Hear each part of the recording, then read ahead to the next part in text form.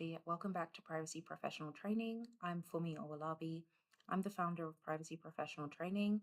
I have decided to start a series on my channel describing how I've passed different certifications that I've taken so that anybody that's planning to take the exams has some insight into what they might be able to expect and basically giving some insight into resources because I know that's really important specifically for privacy exams. So without further ado, the first thing that I did when I was deciding to take the CIPP exam, which I took December 27, 2024, so it's rather recent. The first thing that I did was I went onto the official IAPP website and I took a look at the body of knowledge because it's really important for you to be able to understand what exactly the exam is asking you before you decide to dive deep into any of the exam materials. So I took a look at the body of knowledge and then I also took a look at all of the resources that IAPP provides. So they also provide generally a glossary, and that will give you insight into what terms you might need to know, and also any other resources that they provide about changes to the exam, because the IAPP does change their exam relatively frequently. And one thing I wanted to mention here is that I had friends that took this exam and they had sent me resources prior to 2024. So I had to make sure that the resources they had sent me were still the resources that were applicable to the exam because it does change. The second thing that I did was I paid for the exam. And so the exam on the website is $550. If you've taken other IAPP exams, then they will discount it for you. I myself have taken a number of exams with IAPP. You can check the description below for all of the exams that I have taken with IAPP. So I actually get a discount. I paid $375 for my exam. The other thing that IAPP provides is two things. One, they have an official book that you can read for the CIPP exam, and then they also have question papers that you can purchase, which I did purchase. I purchased both resources.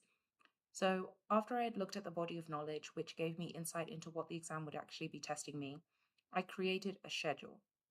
Now, I actually work in the data protection space. Privacy professional training is my business, but I actually work with clients with managing their privacy programs. So I always have to have a schedule because I'm not going to be studying for my exams full time.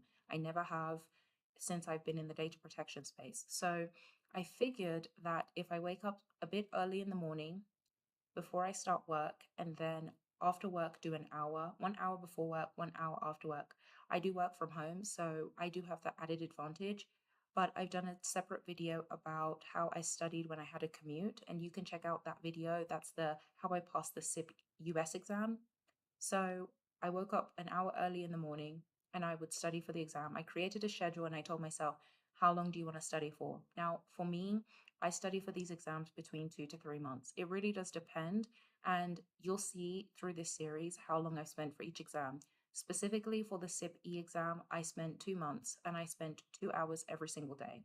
The weekends, I would spend between 3 to 4 hours, so Saturday and Sunday. On average, I usually spend between 90 and 120 hours studying for the exam because I would rather be over prepared than under prepared. And what my study schedule generally looks like is I will at least go through the official IAPP book twice at a minimum. Sometimes I'll read the book more if I don't understand the materials. The first time that I read through the book, I don't do any highlighting and I don't make any notes. I just read through the book based on the time that I've allotted. So, on average, I probably will read between 15 to 20 pages every 2 hours, and that's what I've done for most of the exams that I've taken. So I probably read 10 pages every single hour. The first read through is just to be able to understand the material briefly.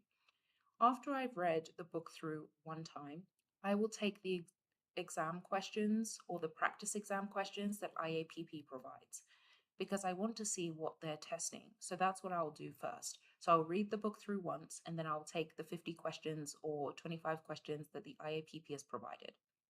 After I have read the book through once and I have taken the exam questions, then I will look online for additional resources. Now, personally, for me, how I learn is through reading and then writing. So I need to write things down. So I looked online for additional questions, which I was able to purchase. There are other materials online that you can choose to purchase. Now, whether or not I'm going to recommend them to you, that's for you to decide and you to think about how it is that you learn best. I need more than just the IAPP book and the IAPP questions because the exam itself is 90 questions and you have 150 minutes to complete them. And I do well when I have practice questions to continue to test my memory and to see how much of the book that I'm reading I've retained.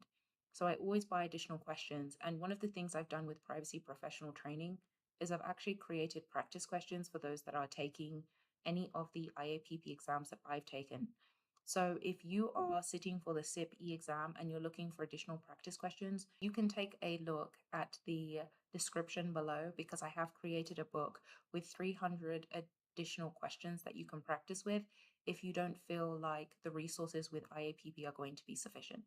But back to the video, after I have looked for additional resources, I generally will buy additional questions. Now, you'll see in other certifications, once I've read through the book, I gauge how much of the book is going to be relevant to me.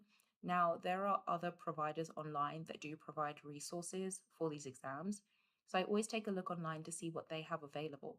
If I feel like the official IAPP book is not going to be sufficient, then I will purchase an additional textbook because I want to give myself the best chances of passing the certification. I mean, they're not cheap.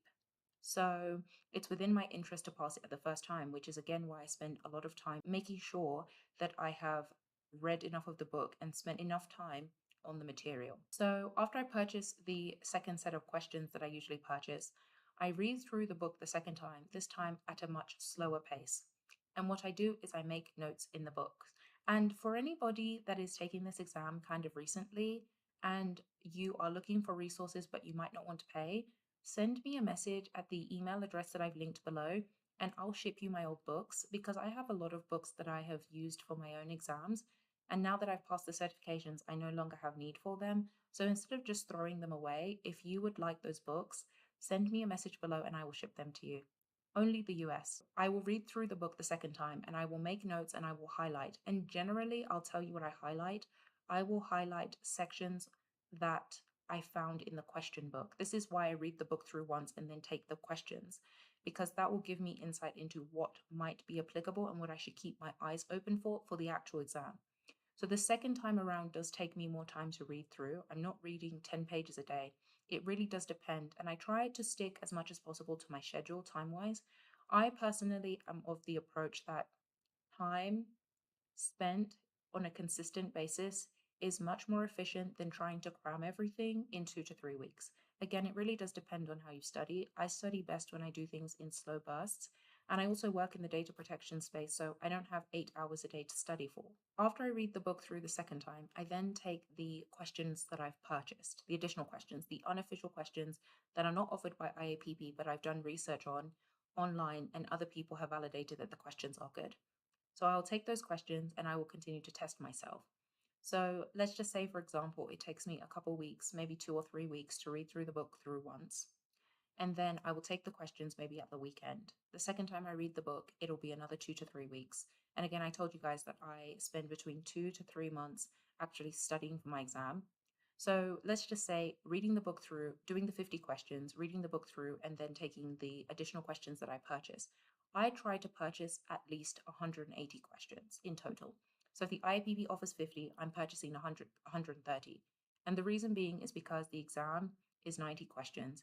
If I've taken 180 questions, it's going to be very difficult for me not to have encountered at least as many questions that will come up on the exam. I hope that makes sense. So the exam is 90 questions. I've purchased at least 180. So I've practiced at least 180 different questions that might appear on the exam. And the passing metric for the exam is, I think it's 60%. Correct me if I'm wrong, but I think you have to score 60% of the questions right. If you've practiced with 180, it's going to be really difficult for you not to have encountered the questions that may come up on the exam. So that's just my philosophy, my opinion, and how I take the tests. So after I have studied and taken those extra questions that I've purchased, any questions that I've gotten wrong from the ones I've purchased, I will go back through the book, find those sections, and relearn them. And I trust my abilities that I've already studied enough based on a tried and true method. I've taken 6 exams like this in the past between privacy and security. So I have a very good gauge on what it is that is going to allow me to pass. So that last week, I don't read the book. I create an outline based on the things I have in my brain. I take additional practice questions if need be. And then if there are gaps, I will refer back to that specific page in the IAPP official textbook. And then subsequent to that, I take the test and I passed it. So this was last year. I really hope this video was useful. If you have questions, leave a comment below. I do have resources if you're looking for question books to help you pass your exam. I have question books for all of the certs I've taken. So you can take a look at those in the description. I really hope you enjoyed this video. If you like this type of content, subscribe and I'll see you in another